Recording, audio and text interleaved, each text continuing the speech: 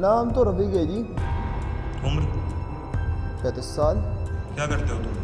Garage है जी, garage. कहाँ पर है गैराज? मथुरा में।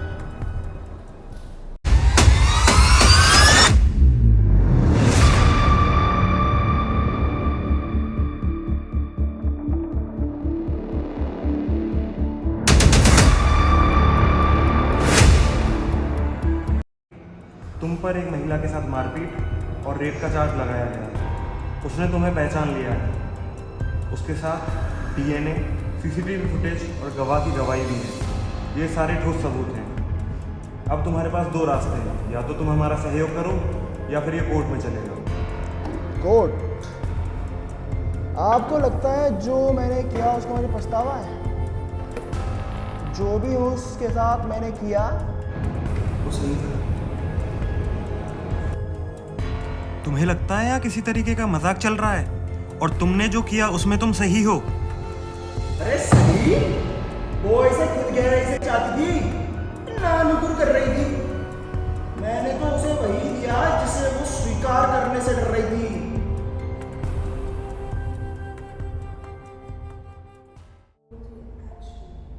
गर्मियों की छुट्टियाँ मेरी सबसे फेवरेट छुट्टियाँ होती हैं। इस साल मैं 3rd क्लास में हो गई, पर इतना सारा होमवर्क मिला है। लेकिन मेरे कजिन्स आएंगे तो मैं बहुत एक्साइटेड हूँ। पर वो अंकल भी आएंगे। वो अंकल मुझे बिल्कुल पसंद नहीं है। वो फिर से वही करेंगे। रात को वो मेरे कमरे में आते हैं जब सब लोग सो जाते हैं और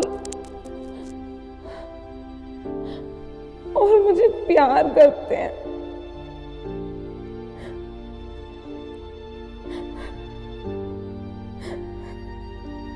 जीतती थी मैं, पर वो मेरा मुंह बंद कर देते थे। ऐसे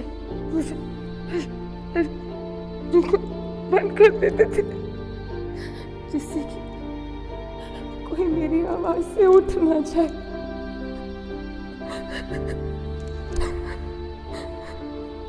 दर्द होता था मुझे, बहुत दर्द होता था। हो गया, बस हो गया। प्यारी बच्ची है, प्यारी बच्ची है, कुछ नहीं हुआ, बस।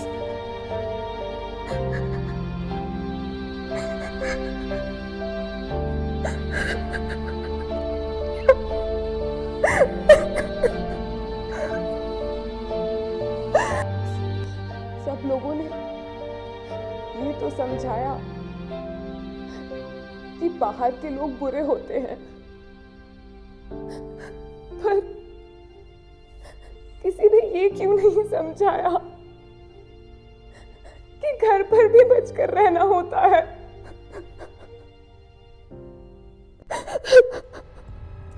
तुम्हें लगता है तुम किसी तरीके के भगवान हो जो ये तय कर रहे हो कि लोग क्या चाहते हैं क्या नहीं? भगवान नहीं, एक आदमी जानता है एक औरत को क्या चाहिए। वे सभी झूठी हैं, अपने छोटे छोटे खेलों में फंसी रहती हैं। लेकिन जब आप उनसे आगे निकल जाते हो तब सच सामने आता है। सच तो यह है कि तुम डरपोक हो। तुमने उसके साथ गलत किया जिसने तुम पे भरोसा किया।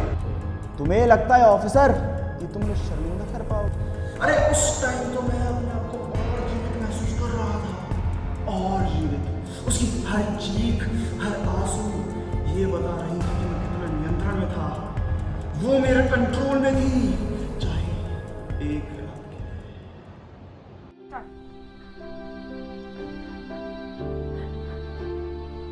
नहीं सर, प्लीज प्लीज, मुझे अच्छा नहीं लग रहा। सर प्लीज मुझे टच मत कीजिए। नहीं नहीं सर,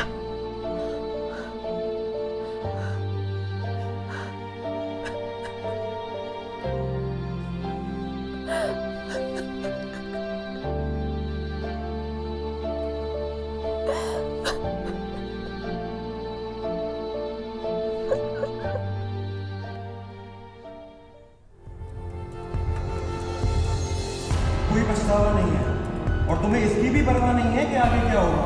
अरे मैंने उन्हें कोई चोट नहीं पहुंचाई ऑफिसर, मैंने तो उन्हें सबक दिया कि कोई मुझे ना नहीं कर सकता। मैं समाज के अन्य लोगों की तरह नहीं हूं और ना ही समाज के मूर्खतापूर्ण नियमों का पालन करता हूं। तुम्हें पता है तुम्हारे बारे में कुछ और है। उस सारी बहादुरी के नीचे तुम डरे हुए हो। तुम उस दिन से डरे हुए हो जब से तुम ऐसे पुरुषों से भरी जेल में प्रवेश करोगे जो तुम्हें यह सिखाने से नहीं डरेंगे कि शक्तिहीन होने का एहसास कैसा होता है। तुम्हें लगता है ऑफिसर कि मैं जेल से डरता हूं? अब देखिए ना ऑफिसर, जुर्माने से भी बेहतर है। आपको पता ही है हम जैसे लोग हार तो मानते नहीं, माहौल के अनुसार नहीं। वहाँ तुम्हारा कंट्रोल नहीं होगा, कोई हेर फेर नहीं, कोई गेम नहीं, पूरी हकीकत। अरे ऑफिसर वो मुझे बंद कर सकते, लेकिन दुनिया तो मेरे जैसे लोगों से भरी है और तुम हम सब तुम रोक सकते। शायद नहीं, लेकिन मैं यह सुनिश्चित करूंगा कि तुम फिर कभी किसी दूसरे व्यक्ति को ठेस ना पहुंचा पाओ।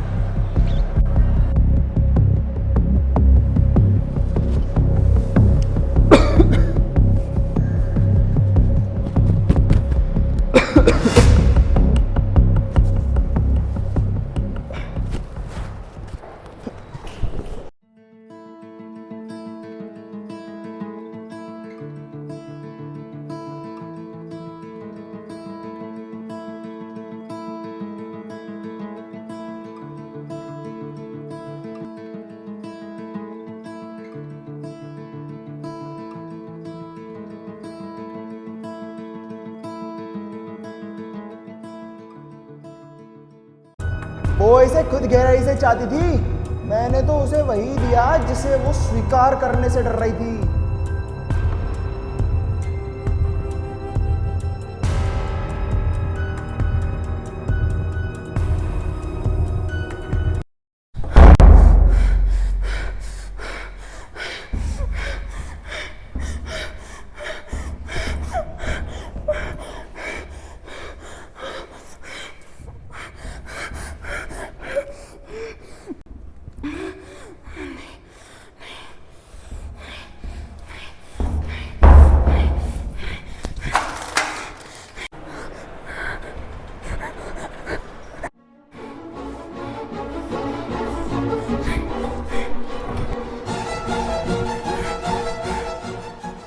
नहीं,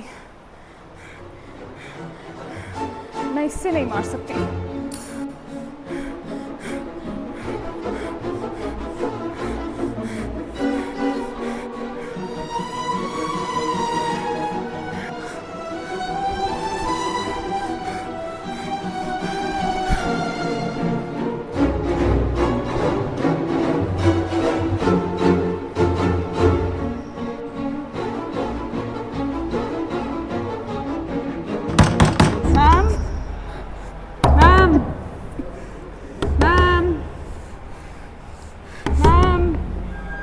One second, ma'am, ma'am, ma'am,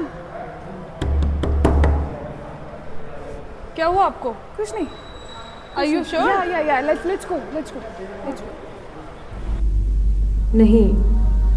नहीं, जिस पेशे ने मुझे एक नई पहचान दी, आगे बढ़ने की उम्मीद दी, खुद से नजरें मिलाने की हिम्मत दी, समाज के सामने खड़े होने की शक्ति दी, कितना आसान होता अगर मैं उसे मार सकती, एक पल में सब सही हो जाता। लेकिन मेरा पेशा, मेरी नैतिकता मुझे रोकती है। मेरे पास दो रास्ते हैं, या तो मैं अपनी नफरत को स्वीकार करूं या फिर अपने पेशे का सम्मान करूं। मुझे अपनी जंग लड़नी होगी, उससे नहीं, खुद से। जिंदगी की लड़ाई में उम्मीद ही सबसे बड़ी शक्ति है, एक नई शुरुआत है अंत की। हाय टूटे सारे की सारे